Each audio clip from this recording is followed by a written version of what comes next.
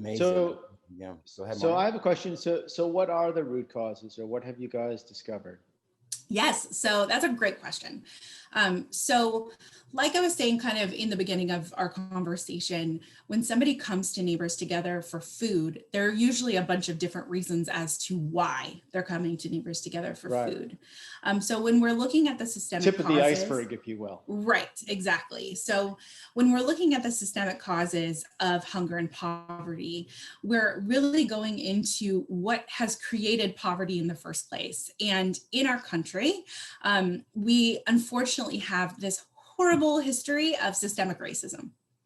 And, racism in our country, it has led to a lot of practices that cause hunger and poverty in this world and in Brooklyn. And so one of those practices that, we can really identify as, being a systemic cause is a practice that's called redlining. I'm not sure if you guys are familiar with that, but essentially before the Housing Act, the Fair Housing Act of 1968 was established, government agencies, local agencies, private equity businesses, people who are in private business could discriminate against certain communities, could discriminate against certain people of color, minorities, from purchasing homes, from taking out loans, and from having any sort of financial equity at all. And so you can literally see on maps in Detroit and Brooklyn where there are communities of color that have been redlined and who have been designated as these places and these communities where banks and certain entities would not offer financial assistance or would not offer people of color an ability to purchase a home. And that has led to, and that was very common in the 1930s.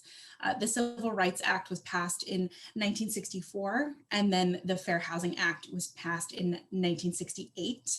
And after that, there were protections in place for minority communities, but the basically snowballing effect of redlining has led to communities of color not having as many businesses in their communities. So if you go to central Brooklyn, where Neighbors Together is located, you won't see very many banks.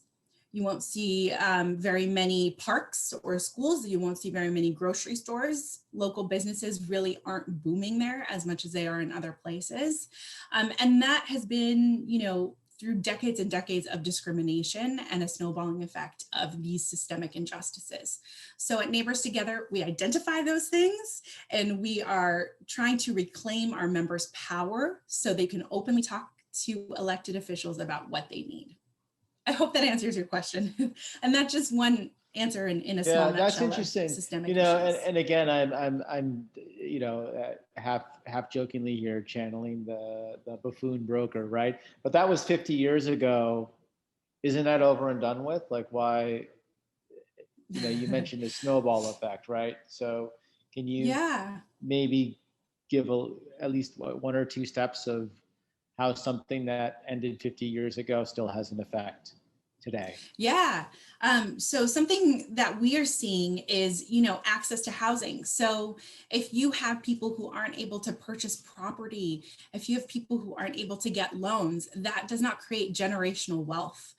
So a lot of these people who are living in these communities, poverty is cyclical and it can be eliminated. And so if you're not having generational wealth, if you're not owning property, you're basically starting from scratch over and over and over again. How can you dig yourself out of that hole? And that's what we're seeing. But if we have policy and legislation to help people, have a greater foundation and to get the support they need, then we can start to, really climb out of that hole in effective ways.